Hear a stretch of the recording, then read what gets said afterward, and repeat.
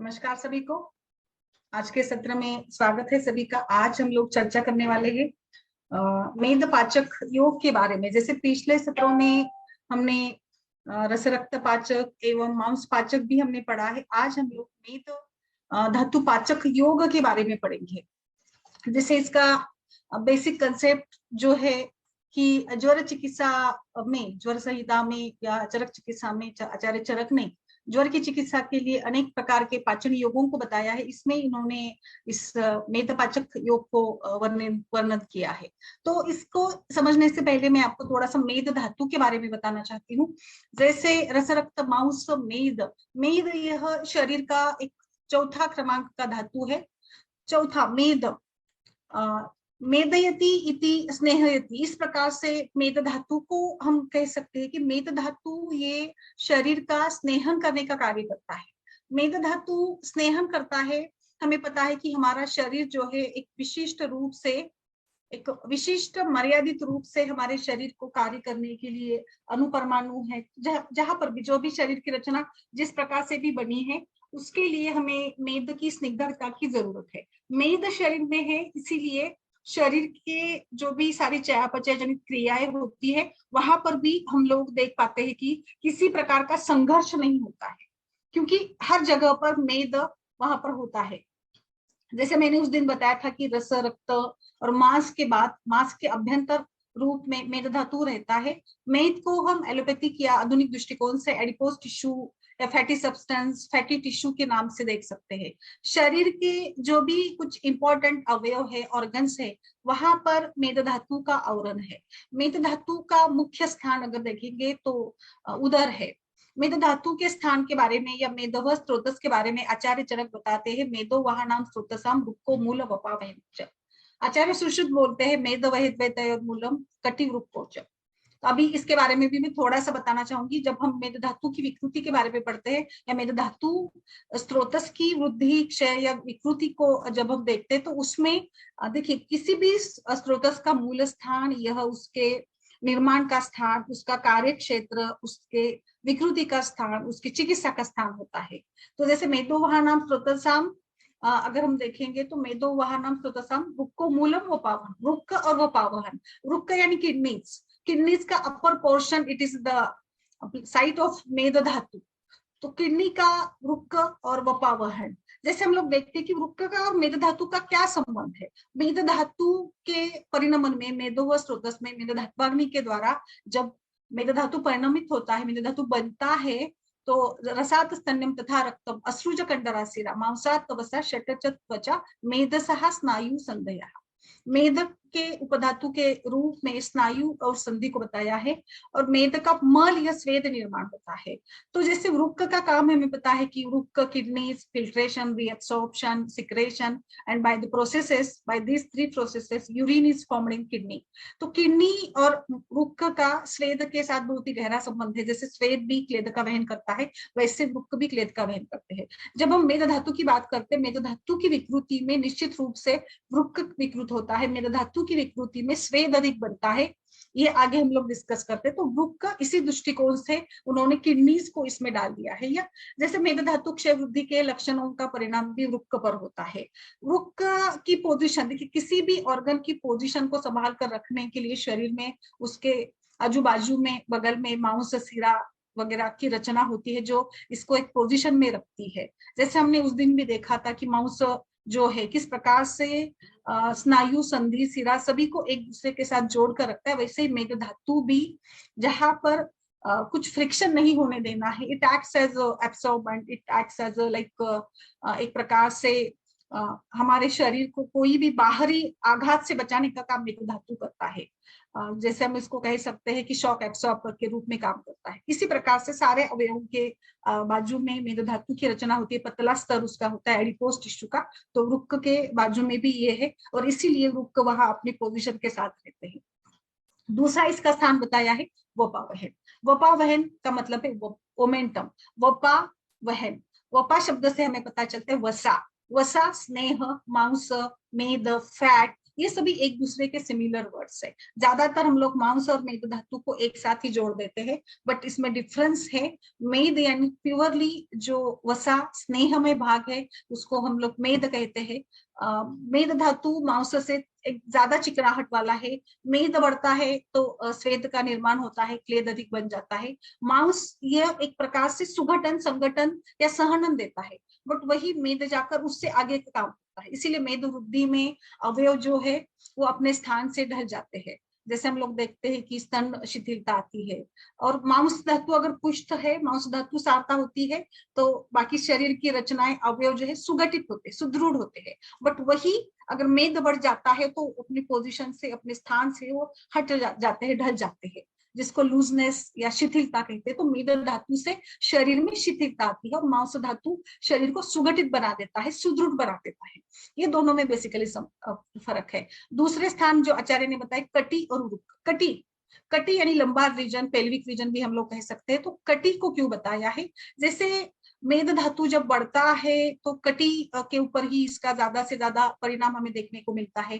कटी के आश्रय से ही मेद धातु के वृद्धि में कटी भाग पर मेद का ज्यादा संचय हो जाता है। और जब मेद का क्षय होता है तो कटिशूल जैसे लक्षण भी देखने को मिलते हैं। जैसे हम लोग कोई कृष व्यक्ति आता है या जिसमें धातु क्षय है, उस व्यक्तियों में कटिशूल या कमर दर्द के लक्षण हमें मिलते ही मिलते हैं। तो इस प्रकार से यहाँ पर हम लोग इसको जोड़ सकते हैं कि मेदो व स्त्रोतस के मूल स्थानों का क्या संबंध है। वपावहन तो बिल्कुल मोमेंटम इसको कह सकते हैं। फिर कटी के बारे में जैसे मैंने बताया कि एक फैट का ये डिपोजिशन का स्थान होता है। जैसे जैसे हम लोग देखते हैं कि एज बढ़ती है, उम्र का ये बढ़ जाता है, तो अलग अलग पोजीशन में, जैसे महिलाओं में मेनोपॉजल एज में फैट का संचय होने लगता है। तो फैट का संचय कहाँ होगा? एक तो कटी पर होगा, या एक तो वृक्क के ऊपर होगा, या वो पावहन के स्थान पर। ये तीन मुख्य मेद धातु के स्थान है। इसीलिए हमें लगता है कि हमारा पेट बढ़ रहा है, हमारे लोअर एब्डोमिन का मतलब गुरुता आ गई, हेवीनेस आ, क्यों नहीं आएगी? क्योंकि मेद धातु का स्थान तो वही है ना। तो मेद धातु जब बढ़ेगा तो वही उसके स्थान में बनेगा, जहां पर वो निर्माण होता है वहीं पर वो ज्यादा बढ़ेगा, वहीं पर उसकी विकृति होगी। और वहां पर ही हमें चिकित्सा जब भी हमें करनी होती है तो वहां पर भी हमें सोचना पड़ेगा कि इसकी चिकित्सा हम यहीं पर करें। ठीक है, तो इस प्रकार से मेद धातु के बारे में हम बोल सकते हैं। मेद धातु का कार्य क्या है? प्रीणनम जीवनम लेपः, स्नेह। स्नेह यानी स्निग्धता देना, ये मेद धातु का मुख्य कार्य है।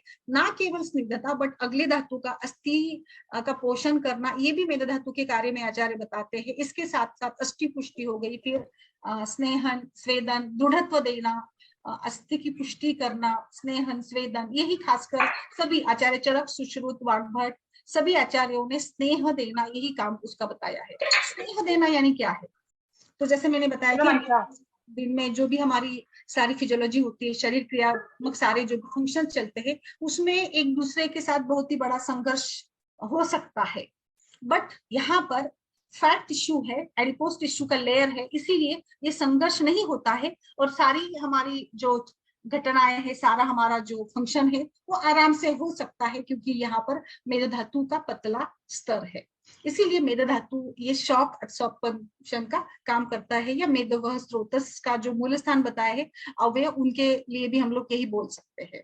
अभी मेद धातु की वृद्धि, विकृति या उसके स्रोतस के मतलब विकृत होने से क्या लक्षण निर्माण होते हैं? मेद व स्रोतस का विकृत होने का कारण है मुख्यतः गुरु स्निग्ध आहार, जीवन शैली के कारण, या गुरु स्निग्ध मिष्टान्न भोजन के रूप में जो भी अकार्य क्षमता, अधिक काम ज्यादा, मतलब ये ना करना, चिंता, क्रोध, शोक, किसी भी लाइक बहुत ही रिलैक्स माइंडेड रहते हैं ये लोग, या आलस का सेवन करना बहुत ही, और गुरु पदार्थों का सेवन करना, स्निग्ध पदार्थों का सेवन करना, इन सारे आहार विहार के कारण मेद व स्रोतस दुष्ट होता है। मेद धातु के बारे में एक बताना चाहूंगी मैं। आचार्य चरक ने अष्टोनिंदित अध्याय में जो 8 निंदित पुरुष बताए हैं, इसमें मेद धातु का भी बताया है, लाइक मेदस्वी होना, ये भी अष्ट निंदित में आता है। इसीलिए आचार्य बताते हैं कि कार्श्य एवं वरम स्थौल्यम, कार्श्य और स्थूलता में उन्होंने भेद किया है कि देखिए दोनों भी अपनी अपनी जगह है। तो कृशता भी कई बारी लाइक चिकित्सा करने के लिए बहुत ही कष्टदायक बन जाती है, स्थूलता भी कष्टदायी ही है। स्थूलता को इतनी आसानी से हम लोग मतलब वजन घटाना या स्थूलता को कम करना इतना आसान नहीं हो पाता है, बिल्कुल। तो इसीलिए अष्टनिंदव अध्याय में इसका अष्टनिंदित के रूप में भी मेद धातु के बारे में बताया है।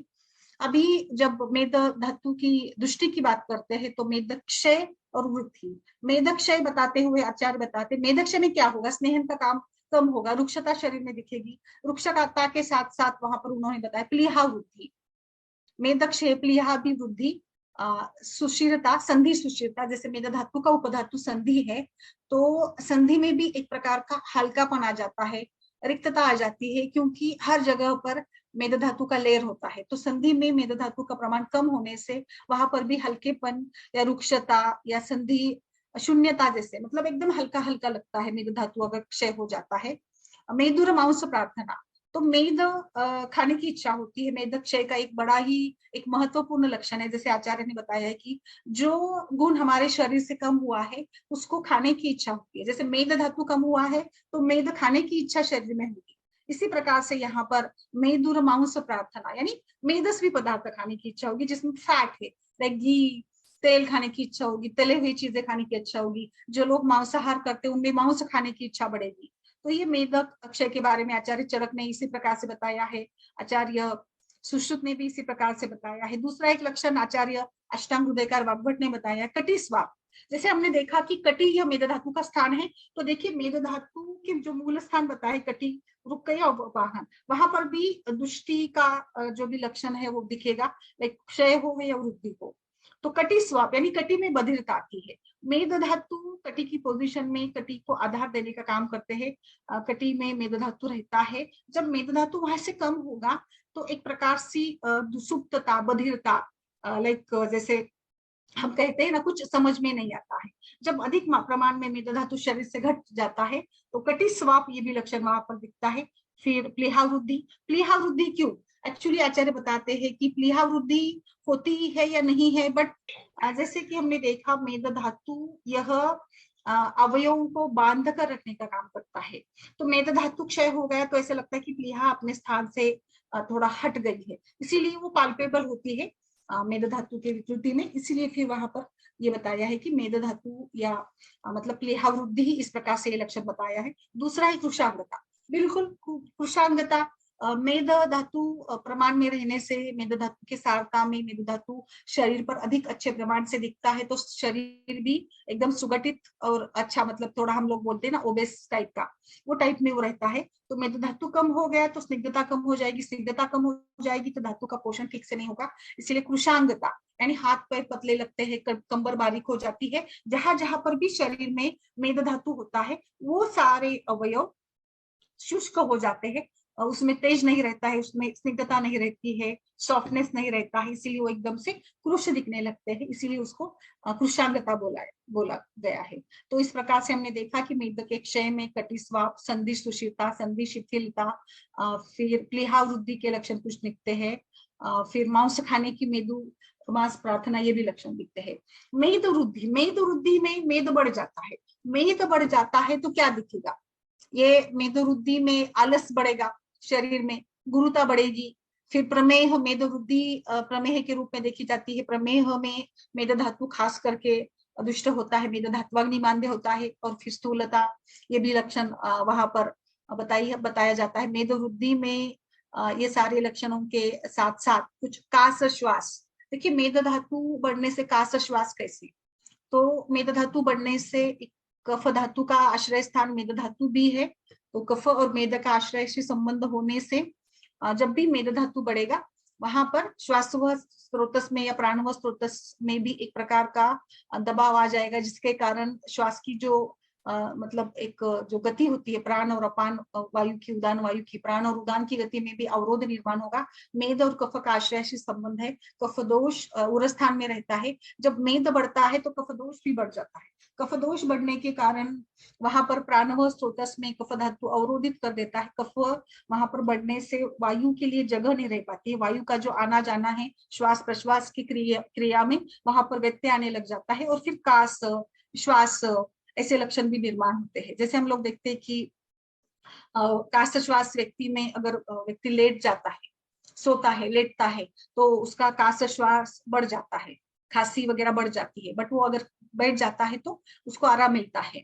तो तमक श्वास में असीने लबते सौख्यम बताया, मतलब बैठने से अच्छा, क्यों अच्छा लगता है, क्योंकि जब हम लेटते हैं तो कफ जो है वहां पर पूरा फैल जाता है, प्राणव स्रोतस में कफ फैल जाने से वायु को आने जाने के लिए जगह नहीं बचती, और फिर वो मतलब वहां पर फिर उसकी प्रक्रिया के लिए फिर उसको अपना अवरोध हटा देना पड़ता है। तो ये अवरोध हटाते समय जो भी शब्द निकलता है उसको कास या फिर श्वास ऐसे लक्षणों से जोड़ा गया है, ठीक है। तो इस प्रकार से मेदोवृद्धि में दूसरा एक लक्षण महत्वपूर्ण है दुर्गंधी।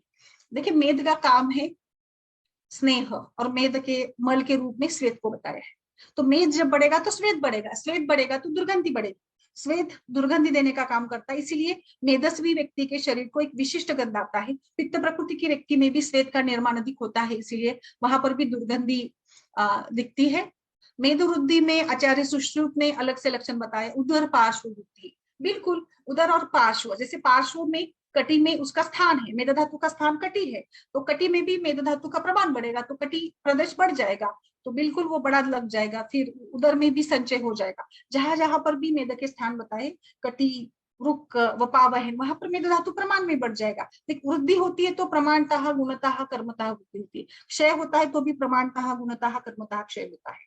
तो वृद्धि हो गई है तो वहां पर भी लाइक उदर पार्श्व वृद्धि, यानी उदर भाग बड़ा लगेगा, पेट बढ़ जाएगा तो निकलेगी, और फिर कटी भाग भी बढ़ जाएगा, तो एक ओवरऑल जो सीट का एरिया है ना, बटक्स का एरिया है ना, वो बढ़ जाएगा, बड़ा दिखेगा। दूसरा लक्षण है स्निग्धांगता, बहुत ही ज्यादा, जैसे मैं हमेशा बताती हूँ मेदसार व्यक्ति के लक्षण में भी, क्योंकि मेद धातु उत्तम मात्रा में रहता है, तो मेदसार व्यक्ति में लाइक वर्ण स्वर नेत्र केश लोक नख लोम दंत मूत्र पुरुषेषु विशेषता स्नेहो मेदसाराणाम, नख नेत्र मल मूत्र पुरुष सभी, लाइक उसके बाल इतने चिकट होते हैं ना, इतने तेल कट होते हैं, लाइक कि एक बार उन्होंने कंघी कर ली तो फिर उनके बाल इधर उधर हिलते नहीं है, इतने अच्छे से वो सेट हो जाते हैं। इस प्रकार का मेद धातु का गुण इतना स्निग्ध ऑयली स्टिकी लाइक ये होता है, ठीक है। तो मेद धातु जब बढ़ेगा तो शरीर की स्निग्धता भी बढ़ेगी। मेद धातु की वृद्धि में अष्टांग संग्रहकार ने प्रमेह, ये भी एक प्रमेह के पूर्व रूप दिखना,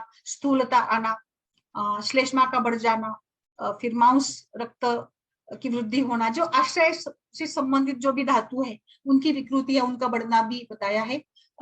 फिर श्वास, ये भी लक्षण बताया है। स्पिक स्तन उदर लंबनम, ये भी एक अलग से लक्षण अष्टांग हृदय ने बताया, स्पिक स्तन उदर लंबनम, जैसे मैंने अभी बताया था स्पिक प्रदेश पे उसका संचय हो गया तो स्पिक प्रदेश बड़ा हो जाएगा। स्तन प्रदेश, जैसे अभी बताया था कि स्तन को अपने पोजीशन पे सुगठित रखने का काम मांस धातु करता है, बट मेद बढ़ता है तो स्तन में शिथिलता आती है, स्तन अपने स्थान से ढल जाते हैं, नीचे जैसे लगने लगते हैं, स्तन शिथिलता जिसको कहते हैं, जिसमें आज ही हमने पढ़ा था दोपहर के डाइट के सत्र में कि स्तन शिथिलता में उद्वर्तन करने से क्या होगा कि मेद की शिथिलता, मेद धातु का विलयन होगा, और मेद में मतलब स्तनों में कसाव आने के लिए उद्वर्तन क्रिया बताई थी हमने वहां पर, है ना। तो यहाँ पर देखिए कैसे एक दूसरे के साथ हम लोग संपर्क कर पाते हैं, संबंध हम लोग जता सकते हैं। तो स्पिक स्तन उदर लंबनम, उदर यानी पेट निकलना, ये भी एक लक्षण मेदोवृत्ति में आता है। तो इस प्रकार से अभी बात करते हैं हम लोग मेदोह स्त्रोतस की दृष्टि की लक्षणों की। तो जैसे मैंने अभी बताया था प्रमेह के पूर्व रूप का निर्माण होना, और फिर अष्टनिंदित के रूप में ये लक्षण होता है। मेद धातु मेदोह स्त्रोतस की विकृति के रूप में उन्होंने कुछ गुरुता स्वेद अधिक बनना, ये भी लक्षण बताए हैं मेदोह स्त्रोतस की दृष्टि के रूप में। अभी जैसे हमने देखा मेद धातु की दृष्टि हो गई है, मेद धातु बढ़ गया है, मेदोह स्त्रोतस दुष्ट हो गया है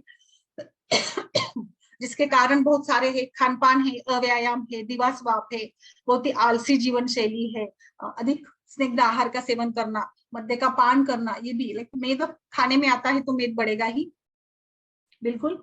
तो मेदोह स्त्रोतस की दृष्टि के लक्षणों के साथ साथ अभी यहाँ पर बात करेंगे हम लोग मेदपाचक योग के बारे में। तो मेदपाचक योग क्या है? मेद धातु के बारे में हमने देखा, मेदो वह द्वैत मूलम कटिव रूप का मेदो नाम स्त्रोतसम, ये सारा हमने पढ़ लिया है। अभी जो मेदपाचक योग आचार्य बताते हैं उसके बारे में हम लोग बात करेंगे, और ये काम कैसे करेगा फिर मेदो दृष्टि पर, वो मैं आपको यहाँ पर बता देती हूँ कि किस प्रकार से ये लक्षण होता है या ये काम कैसे करते हैं। मेदपाचक योग में देखिए सबसे पहले तो है किरात पित्त। किराततिक्त ये एक बहुत ही मतलब अच्छा ड्रग है जो तिक्त रस वाला है। तिक्त रस के साथ साथ यह शीत गुण वाला भी है।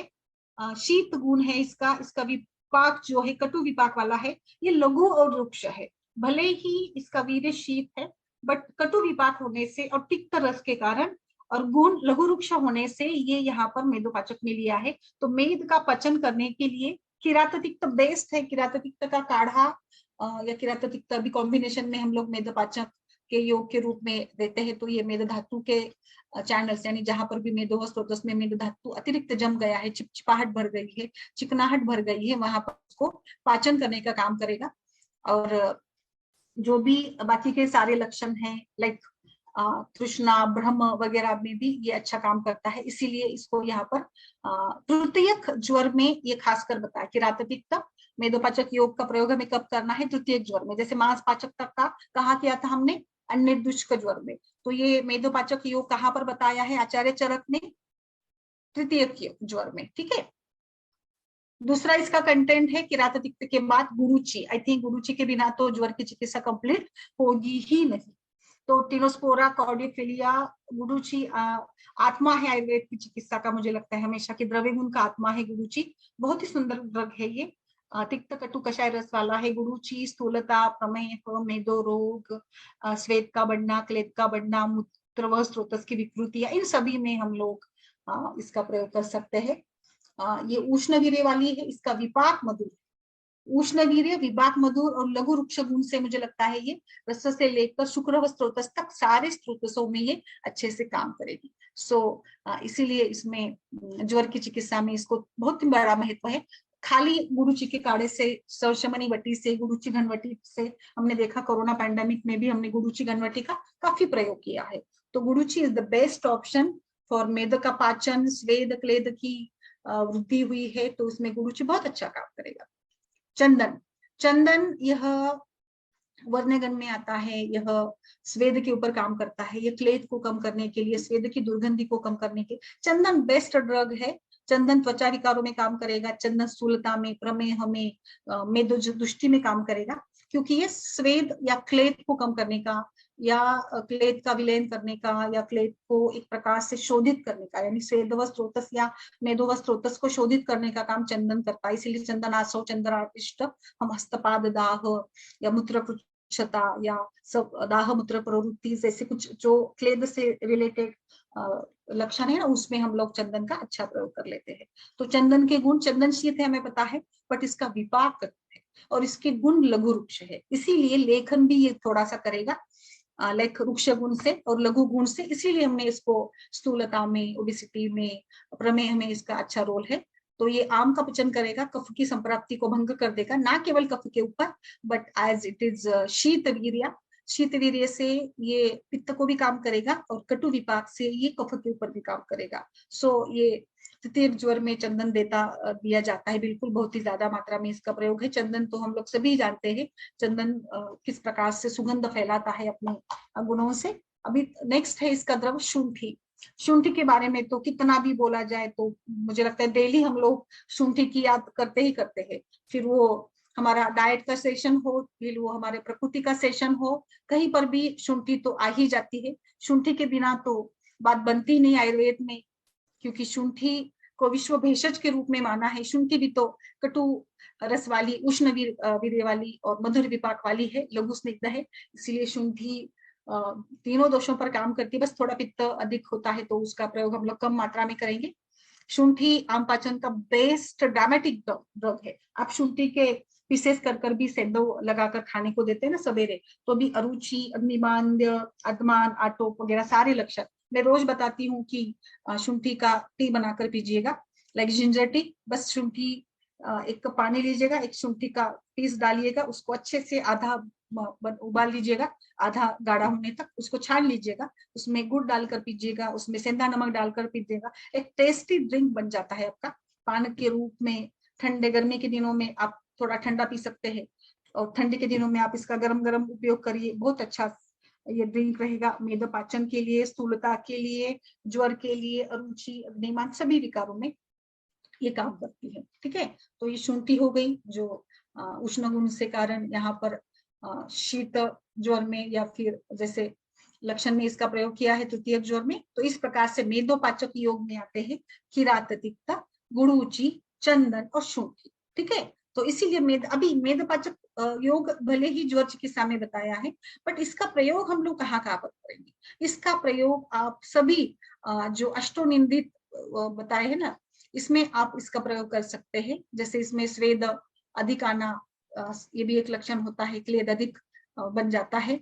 प्रमेह में आप इसका प्रयोग कर सकते हैं, स्थूलता में आप दे सकते हैं। जहां पर भी मेदो वह स्रोतस दुष्ट हुए हैं, मेदो वह स्रोतस दुष्टि के कारण मुख्य रूप से व्याधि निर्माण होते हैं, प्रमेह और स्थूलता, स्थौल्य प्रमेह ये मुख्य व्याधि है मेदो वह स्रोतस के।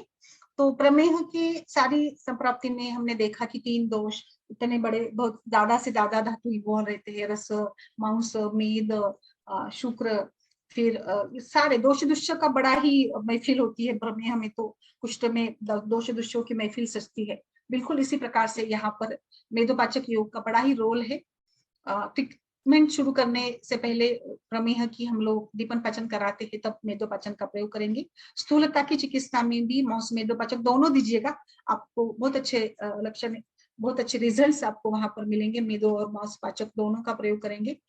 फिर तो मुझे लगता है कि डायबिटीज, प्रमेह और स्थूलता के बिना तो कोई मतलब व्याधि की लिस्ट पूरी नहीं होती है, because 20% of the urban population was diabetic in India according to the diabetes federation.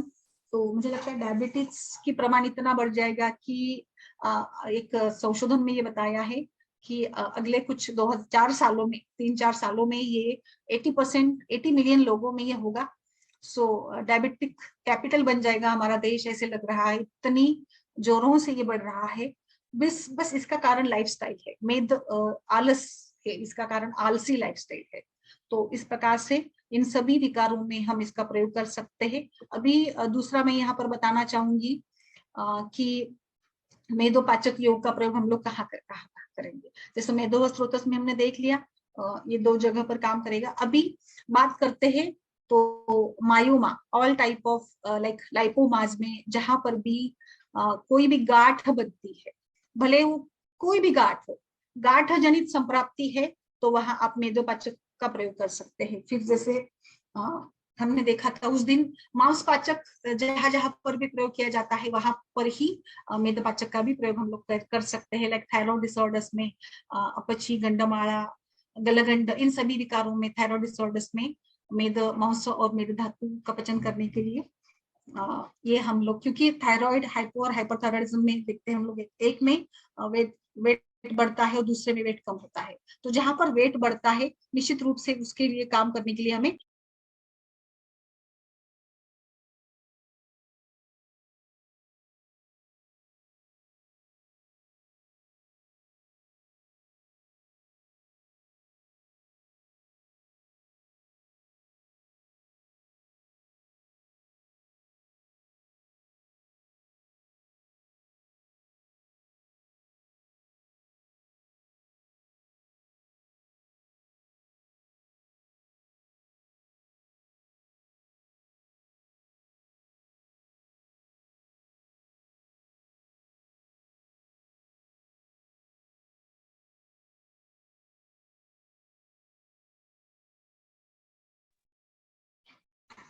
ठीक है।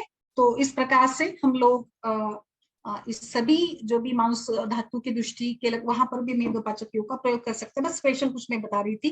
तो ये हो गए सारे थायराइड डिसऑर्डर्स, रसव स्रोतस की दृष्टि के लक्षणों में आप इसका प्रयोग कर सकते हैं, स्थूलता में कर सकते हैं, प्रमेह में आपने मैंने बता दिया, मधुमेह में मैंने बता दिया, स्थूलता में बता दिया। दूसरा है जहां पर भी स्वेद का अवरोध हुआ है, स्वेद अधिक बन रहा है शरीर में, तो स्वेद के अधिक बढ़ने में वहां पर भी आप लाइक स्वेद की विकृतियों में भी आप मेदपाचक योग का प्रयोग कर सकते हैं। स्वेद अधिक बढ़ता है तो वहां पर भी, मूत्रकृच्छता है वहां पर भी आप मेदपाचक योग का प्रयोग कर सकते हैं। वजन बढ़ना में भी कहीं पर भी ऐसे कुछ लक्षण होते हैं तो वहां पर भी आप मेदोपाचक योग का प्रयोग कर सकते हैं। दूसरा मैं यहाँ पर बताना चाहूंगी मेदोपाचक योग के बारे में लाइक अब स्त्री रोगों की बात करते हैं तो स्त्री रोगों में कहाँ कहाँ पर भी हम लोग इसका प्रयोग कर सकते हैं। अवरोध जनित संप्राप्ति जहां पर भी है वहां पर हम लोग इसका प्रयोग कर सकते हैं।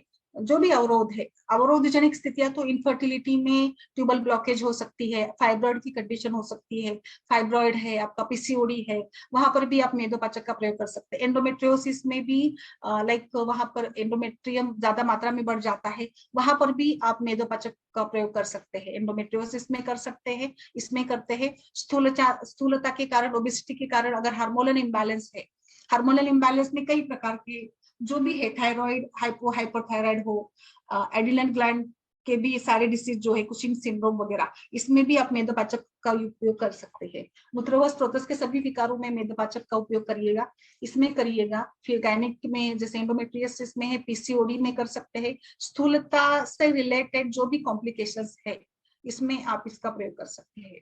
ठीक है। इसके साथ साथ स्त्री रोगों की अभी बात ही चल रही, तो अर्बुद में भी आप दे सकते हैं। स्तन के अर्बुद में भी दे सकते हैं, क्योंकि हमने देखा कि मेदोवृद्धि के कारण स्तन शिथिलता आती है। कई बारी मतलब वजन बढ़ने के साथ साथ मेनोपॉजल जो भी कुछ शिकायतें होती है जिसमें फैट एक विशिष्ट एरिया में बढ़ जाता है, वहां पर भी आप मेदोपाचक योग का प्रयोग कर सकते हैं। थायराइड डिसीजेस में कर सकते हैं। नॉर्मली भी अगर कोई शिकायत है, जैसे बहुत ज्यादा हॉट फ्लैशेस या स्वेटिंग की शिकायत रहती है मेनोपॉजल एज में, तो मेनोपॉज का और मेदो धातु का बहुत ही गहरा संबंध है। जैसे मेनोपॉज की एज में मेदो धातु अधिक मात्रा में मतलब डिपॉजिट होना शुरू हो जाती है। ये नॉर्मल रहता है, बट महिलाओं को लगता है कि मेरा वजन बढ़ रहा है या मेरा पेट बढ़ रहा है वगैरह वगैरह। एक्चुअली ऐसे ये नॉर्मल होता है, बट फिर भी अगर आपको लगता है कि बहुत ही ज्यादा घबराहट है, घाम आता है, अधिक स्वेटिंग होने लगती है, तो ऐसी स्थिति में भी वहां पर आप मेदोपाचक का प्रयोग कर सकते हैं। मेनोपॉजल कंडीशंस में आप दे सकते हैं। इसके साथ साथ जो कोई भी प्रकार का लाइक तृतीय ज्वर तो इसका मुख्य है ही, वहां तो हम लोग इसका प्रयोग करेंगे ही करेंगे। और कुछ जो डिसीजेस है मूत्र स्त्रोतस की, उसमें भी हम इसका प्रयोग कर सकते हैं, क्योंकि मूत्र का स्वेद का और क्लेद का गहरा संबंध है। तो मूत्र की विकृतियों में भी जैसे कई बारी किडनी स्टोन में भी कुछ ये बनते हैं ना, लाइक स्टोन्स बनते हैं, तो इसमें भी मूत्राशमरी में भी हम लोग ये दे सकते हैं मेदोपाचन, ताकि मूत्र प्रवृत्ति साफ निकल जाए। इसके लिए भी आप वहां पर भी स्टोन ना बने, इसके लिए भी मेद धातु के पाचन का प्रयोग कर सकते हैं, क्योंकि मेद धातु का स्थान वृक्क है, वृक्क है, ओमेंटम है। तो इस सारी संप्राप्ति को देखते हुए मुझे लगता है यहाँ पर भी मेदोपाचक योग का बड़ा ही अच्छा रोल रहेगा। इसके साथ स्वेद का सोचते हैं हम लोग, तो मुझे लगता है कुष्ठ में भी, कुष्ठ या त्वचा विकृति में भी, जैसे कुष्ठ में स्वेद का अवरोध। स्वेद का काम क्या है? स्वेद से क्लेद विद्रुति, स्वेद केश विद्रुति। स्वेद यह त्वचा की सुकुमारता को बरकरार रखता है। तो स्वेद जब अधिक बढ़ेगा तो त्वचा में दुर्गंधि आएगी, है ना। जो दुर्गंधि, त्वचा में दुर्गंधि आना तो स्वेद दृष्टि का लक्षण है। तो इसीलिए हम लोग त्वचा विकारों में, लाइक कुष्ठ में भी मेद धातु की इन्वॉल्वमेंट रहती है, मांस और मेद की, त्रिदोषों की। तो वहां पर भी मांस और मेदोपाचक, पहले रस रक्त पाचक देंगे हम लोग कुष्ठ में, फिर मांस और मेदोपाचक का कुष्ठ में भी प्रयोग कर सकते हैं। तो इस प्रकार से त्वचा की सारी व्याधियों में भी, या लाइक त्वचा विकृतियों में भी मेदोपाचक, मांस और मेदोपाचक का प्रयोग वहां पर भी हम लोग कुष्ठ में भी कर सकते हैं, क्योंकि कुष्ठ ये संतर्पणोक्त व्याधि है। उस दिन हमने मांस पाचक योग में देखा था कि कुष्ठ, प्रमेह पीड़िका, प्रमेह पीड़िका में भी मांस और मेदोपाचक का प्रयोग करेंगे। तो जो जो हमने मांस पाचक के लिए देखे थे, संतर्पणोक्त व्याधि, कुष्ठ है, प्रमेह है, पीड़िका है, त्वचा विकार है, आलस्य है, स्वेद अधिक मात्रा में बनना है, तो इन सारी विकृतियों में भी वहां पर हम लोग मेदोपाचक योग का प्रयोग कर सकते हैं। तो मुझे लगता है इस प्रकार से करीब करीब पूरे सारे जो भी रस से लेकर सारे जो भी व्याधि है वहां हम लोग इसका प्रयोग करेंगे। और गायनिक के केसेस में जैसे मैंने बताया, स्थूलता से रिलेटेड कोई भी केस हो, इनफर्टिलिटी हो, पीसीओडी हो, एंडोमेट्रियोसिस हो, अर्बुद की स्थिति हो, वहां पर भी हम लोग मेदोपाचन का प्रयोग करेंगे ही करेंगे। तो अभी आप सभी से रिक्वेस्ट है, आप सभी बताइएगा कि आपके अनुभव क्या है। संपदा जी, यस, नमस्कार सभी को। Nisha ji, good evening madam. Good evening. Good evening, hello. बताइए। हाँ नमस्कार, गुड इवनिंग। अच्छा था मैडम लेक्चर, बेसिक क्लियर हो जाता है। Yes yes yes. अभी आप यूज मैडम, करती है कहीं पर इसका? हाँ ओबेसिटी के पेशेंट होते हैं उधर करते हैं, तो कुछ पेशेंट मैडम ऐसे हाँ होते ठीक। हैं सेंट्रल ओबेसिटी होते हैं, एब्डोमेन और चेस्ट, बाकी हाथ पाए स्मॉल में पतले विदाउट होते हैं, हाथ फैट पैर होते हैं। पतले हाँ होते हैं, बिल्कुल हाँ, और बिल्कुल बिल्कुल। सेंट्रल हाँ। ओबेसिटी नी के ऊपर और चेस्ट टू नी ऐसा होता है, कभी चेस्ट और एब्डोमेन। उस पेशेंट में हाँ। क्या कैसे ट्रीट करने का? तो सेंट्रल ओबेसिटी है तो देखिए, ये तो लाइक वात प्रकृति की व्यक्तियों में सेंट्रल ओबेसिटी का प्रमाण ज्यादा होता है, क्योंकि हाँ वात का मतलब जब एक्चुअली वात प्रकृति में वेट गेन नहीं होता है, उसकी टेंडेंसी नहीं होती है ना वात की चंचलता के कारण वेट गेन करने की। तो वात प्रकृति हाँ, के व्यक्ति में अगर वजन बढ़ने लगा है तो ये विकृति सूचक है, तो एक्चुअली हम्म, इसके ऊपर हमें काम करना चाहिए। तो सेंट्रल ओबेसिटी ये वात प्रकृति में होगी, क्योंकि वात में हाथ पैरों के यहाँ पे नहीं, बट वैसे देखा जाए तो मेद धातु का स्थान ही उधर है, इसीलिए वहां पर वो ज्यादा संचित होगा। और पित्त प्रकृति में वजन बढ़ता है तो वो मतलब समान रूप में बढ़ता है, सभी हाथ पैर पे भी यहाँ पर भी। और जो आप बता रही है वहां पर हम लोग मांस पे मेदोपाचक योग का प्रयोग करेंगे, और फिर गुगुल का प्रयोग करेंगे, त्रिफला गुगुल या फिर फल त्रिकादि गुगुल है, रासना गुगुल है। सेंट्रल ओबेसिटी की ट्रीटमेंट कराने के लिए मुझे लगता है व्यायाम और ये सारी चीजों का शोधन प्रक्रिया हम लोग कर सकते हैं, इन सभी का रोल वहां पर रहेगा। लेकिन मैडम वात फिर इंक्रीज नहीं होगा, उसके व्यापन नहीं ना कुछ? नहीं नहीं, बस्ती देंगे तो नहीं होगा, बस्ती देना है ना, उल्टा उलट वात के ऊपर काम होगा ना अगर हम लोग ऐसे ट्रीटमेंट करते हैं तो। हाँ, वात के ऊपर काम होगा ना वहां पर। बस्ती कौन से देने मैडम? मेदो, ये मेदो लेखन वृद्धि, बस्ती दे सकते, लेखन बस्ती, लेखन बस्ती। लेखन बस्ती। हाँ, मेद बड़ा है तो लेखन बस्ती ही देंगे हम लोग। हाँ, कितने देने चाहिए लेखन बस्ती? अभी जैसे आप पहले दीपन पाचन कर कर हम इसमें चिकित्सा कर सकते हैं। आप हाँ, 7 दिन का मतलब दे सकते हैं ना, एक या अच्छा 3 दिन में एक बार ऐसे करके पूरा 7 बस्तियों को दे सकते हैं। अच्छा, और फिर बाकी सारी भी ट्रीटमेंट आप करा देंगे ना उसमें, डाइट वगैरह सब कुछ वो भी हाँ बता दीजिएगा। काफी सारे देखिए, वो स्थूलता की चिकित्सा के काफी सारे मायने होते हैं। लाइक आई थिंक इसमें हम लोग सारा उद्वर्तन, वृक्ष उद्वर्तन वगैरह भी करा सकते हैं, लंगन है। मॅडम लंगन के उद्वर्तन समय में कसं करतात खरं? उद्वर्तन ऍक्च्युली उद्वर्तन म्हणजे कसं, वचा पावडर किंवा ज्येष्ठ मध वगैरे पावडर किंवा सिम्पली जे आपले सगळे वृक्ष द्रव्य आहेत आणि जे मेदधातूवरती काम करतात ना, त्या सगळ्यांची हा पावडर घ्यायची आणि म्हणजे किंचित थोडस पाणी घालू शकता, किंचित तेल, तसं कारण कोरडं ते अंगाला लागणार नाही ना, तर त्यासाठी नाही, आपण हा म्हणून पाणी थोडंसं घाल, पाणी टाकायचं आणि हा आपण म्हणजे समजा आपण हाताला लावतोय तर हाताला पूर्ण लावून घ्या व्यवस्थित, आणि नंतर ते हा चोळून काढायचं. उद्वर्तन म्हणजे घासणे थोडक्यात, जसं उठणं हा लावतो की हा नाही आपण, उठणं हा लावून जसं हे करतो, चोळतो, आधी लावतो 2 मिनिट थांबतो आणि मग नंतर पूर्ण ते काढून टाकतो, हा तसं तसंच उद्वर्तन असतं, वृक्ष उद्वर्तन. त्याच्याने मग मेद विलयन होतं, क्लेद पण कमी होतो, असं काम होतं त्याच्यामुळे. नाही बघितलं कधी, फक्त वाचले नाही का? पुस्तकात. हा नाही, उद्वर्तन तर आचार्यांनी खूपच सांगितलंय ना, अष्टांग हृदयामध्ये वगैरे खूपच चांगला नाही नाही, त्याचा हे होतो. प्रत्यक्षात बघितलं नाही असं. आपलं हेच तुम्ही समजा ना, म्हणजे काय म्हणू त्याला आपण, थोडक्यात हेच उठणं उठणं लावण्याची जर लावून, पद्धत, हा उठणं लावून जसं आपण काढतो की नाही ते शरीराला, हा तसंच आहे. हा, बरं, चालेल चालेल. Yes yes. दूसरा दूसरा इसका प्रयोग है, जैसे फीवर में भी मैंने बताया, ओबेसिटी में भी हम लोग देते हैं। दूसरा एक्सेसिव स्वेटिंग में भी देना है आपको।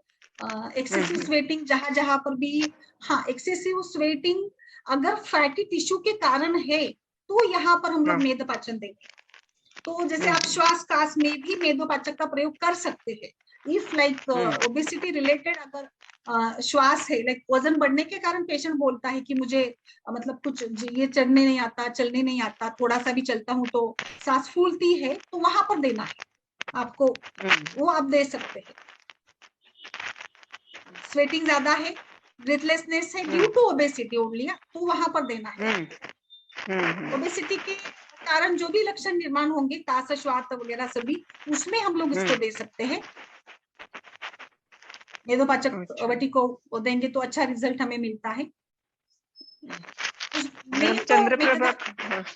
चंद्रप्रभा भी देंगे, यहाँ पर गूगल भी दे सकते हैं आप, मेदोपाचक के साथ साथ चंद्रप्रभावटी भी दे सकते हैं, जो वो भी काम करेगी मेदो वस्त्रोतस की संप्राप्ति में।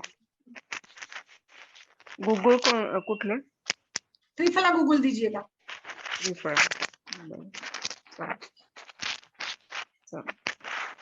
और कुछ आप पूरा डिटेल थोड़ा बताइए ना मुझे, केस एग्जैक्टली कैसा है, तो हम लोग ट्रीटमेंट अच्छे से बताएंगे।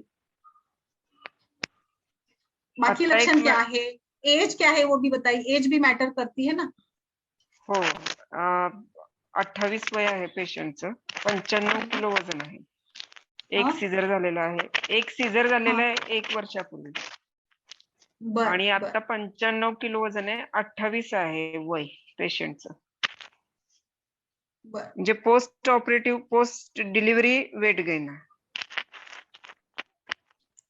अच्छा, हॅलो, किती दिवस झाले डिलिव्हरी आणि हे? 1 वर्ष, डिलिव्हरी होऊन 1 वर्ष झाले। आधीच्या वजनात आणि आत्ताच्या वजन, देखिए हर डिलीवरी के बाद 3 किलो से 5 किलो तक का फर्क पड़ता ही पड़ता है, कितना भी आप मान लीजिएगा, बट वो नेचुरली हो ही जाता है। तो इससे ज्यादा अगर है या पेशेंट को तकलीफ होती है, सांस फूलती है, तो आपको समझना चाहिए कि वो ओबेसिटी है। हो, नाही पेशंटला त्रास होतोच, चाललं हे केलं की दमल्यासारखं, आणि रूटीन मूवमेंटला पण होता है। पहले रसपाचक दीजिएगा उसको, दीपन पाचन करने के लिए रसपाचक का प्रयोग करिएगा। त्रिफला गूगल हम लोग यहाँ पर दे सकते हैं। फिर थोड़ा सा मृदु अनुलोमन करेंगे, आरोग्यवर्धिनी भी दीजिएगा। पहले दीपन पाचन आरोग्यवर्धिनी के साथ चलाएंगे, फिर आप बाकी सारी बस्ती उद्वर्तन इनका प्रयोग हम लोग करें, है ना। तो पहले ये दीजिएगा। उद्वर्तन किती दिवस करायचं? उद्वर्तन तुम्ही ना ऍक्च्युअली उद्वर्तन काही नाही, खूप छान असतं स्किनसाठी, स्किन चांगली होते, स्किनवरचं अतिरिक्त क्लेद आणि जी रुक्षता किंवा एक प्रकारचा जो मळ असतो की नाही, तो सगळा निघून जातो उद्वर्तनात, स्किन साफ होईल तुमची। तुम्ही फक्त त्यांना त्याचा त्रास होऊ नये, म्हणजे त्याच्याने अगदीच खूप स्किन हार्ड वगैरे होऊ नये, ड्राय होऊ नये, असं इतक्या दिवस तुम्ही करू शकता। त्याचा नियम काही नाहीये, करा तुम्ही कंटिन्यू, मध्ये वाटल्यास थोडासा गॅप द्यायचा, जर पेशंटला त्रास होतो वाटतं, पेशंट करू शकत नाही, त्यावेळेला तुम्ही हे करू शकता। आणि उद्वर्तनाने काहीच प्रॉब्लेम होत नाही, काहीच प्रॉब्लेम होत नाही। फक्त ते पेशंटला थोडस घासून काढणं जमलं पाहिजे, रोजच्या रोज केलं तर काहीच प्रॉब्लेम नाही, है ना।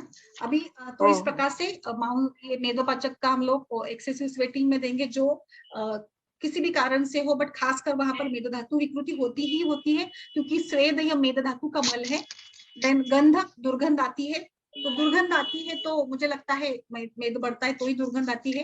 Weakness and breathlessness caused by obesity, इसमें भी दे सकते हैं। ओके, और किसी को कुछ सवाल है तो बताइए प्लीज इसमें, और कुछ ओके, कुछ हमारे इसके सवाल है, उसको भी हम लोग पढ़ लेते हैं, हमारे दर्शकों के भी उसको भी मैं देखती हूँ। डॉक्टर कविता मुदगल जी आइए हमारे ग्रुप में, आपने बहुत सारे आज मैसेजेस डाल दिए हैं। ड्यू टू एब्सेंस ऑफ पोषक अंश टू अदर धातु एक्सेप्ट मेदो टू पांडुदा, जिससे लक्षण आते हैं, तो ना माल न्यूट्रिशन की वजह से, तो overcome this spleen may be stimulated to produce more RBC. Yes, क्या क्या, अच्छा, ड्यू टू एब्सेंस ऑफ पोषक अंश, स्प्लीन एक्टिव हो जाती है ना यहाँ पर, इसीलिए ज्यादा से ज्यादा उसको काम करना पड़ता है। Yes, endocrinal disorders also comes under, yes, उसमें बताया मैंने, कविता जी बताया मैंने कि थायराइड डिसीजेस में हम लोग इसका प्रयोग कर सकते हैं, बिल्कुल। व्हाट अबाउट मेदोदुष्टि का टेंडेंसी इन हेरिडेटरी? ओके,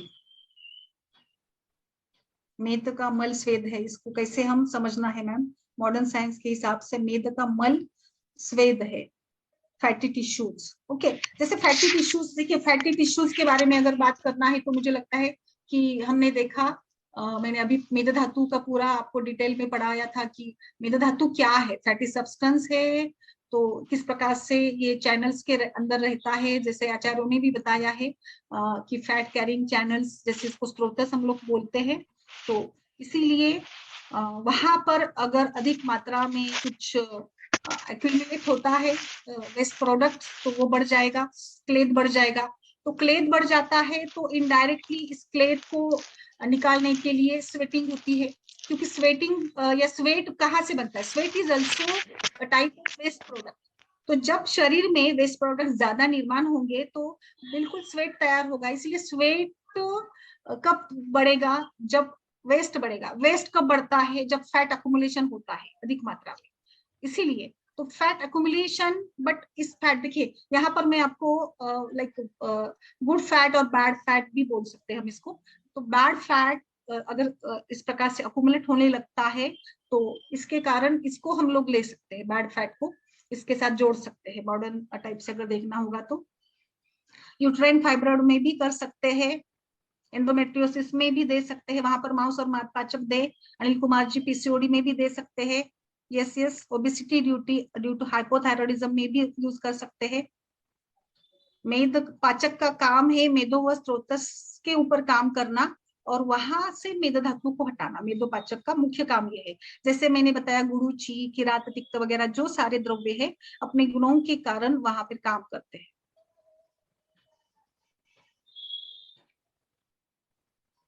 पांडु में स्वेद भाव रहता है ना, तो इसके उसे कैसे कर सकते हैं।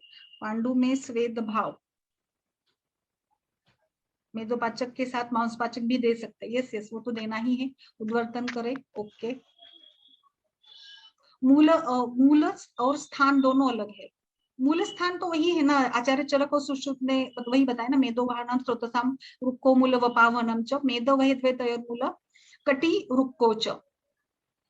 तो मूल का मूल स्थान का अर्थ कई विस्तृत रूप से आपको मैंने स्त्रोतस भी पढ़ाया है। स्त्रोतस का मूल स्थान उसके उस धातु का निर्माण स्थान, उसका परिणमन स्थान, उसका कार्य स्थान, उसकी विकृति का स्थान, उसकी चिकित्सा का स्थान होता है। जो कुछ भी उस धातु के बारे में होता है वो वहीं पर होता है, उसके स्त्रोतस या उसके मूल स्थान से ही रिलेट करने वाला होता है।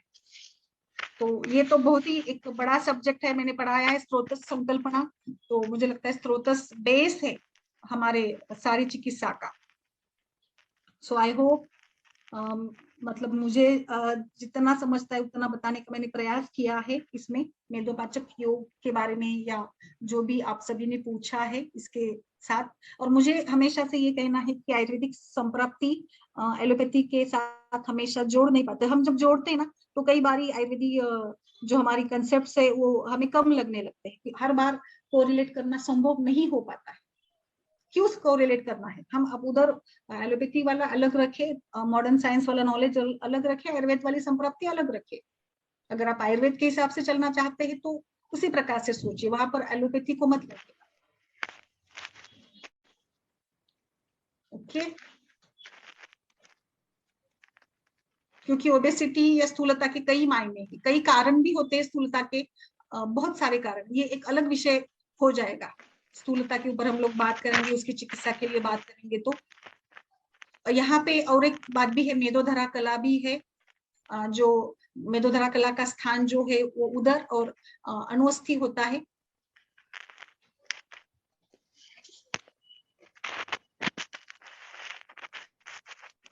तो इसीलिए फिर संतर्पणजन्य व्याधि में भी इसका एक रोल है। तो वहां पर भी हम लोग मेदपाचन का प्रयोग करेंगे, मेदोधरा कला।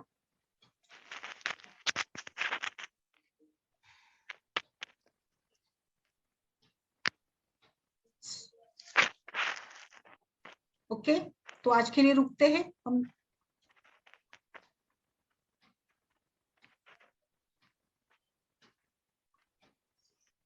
आचार्य वाग्भट ने मेदस का मूल स्थान, रुक्क और माउस भी बताया है। तो इसीलिए मुझे लगता है माउस धातु आता ही आता है।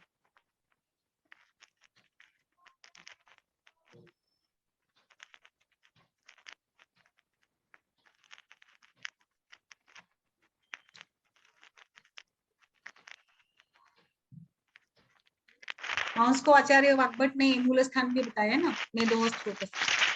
तो इसीलिए मांस और मेद हमेशा क्लोजली रिलेटेड होते हैं।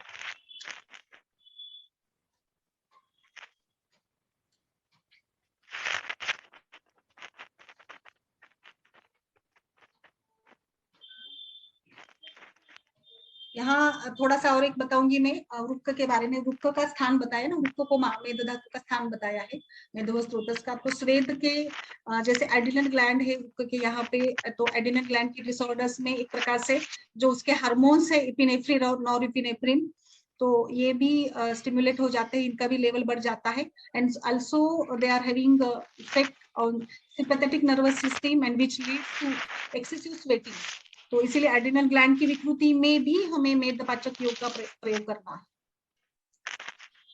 तो ऐसे ही संप्राप्ति श्वास की भी बताइए उन्होंने कुछ, लाइक हमें पता है सारे रेस्पिरेटरी वॉल्यूम्स वगैरह आते हैं वहां पर।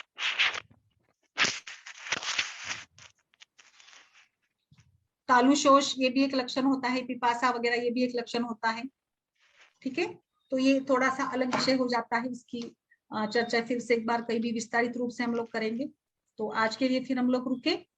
यस, किसी का कुछ सवाल नहीं है तो रुक जाते हैं। आज हमने मांस और मेदोपाचक के बारे में चर्चा की है। ठीक है जी। जी।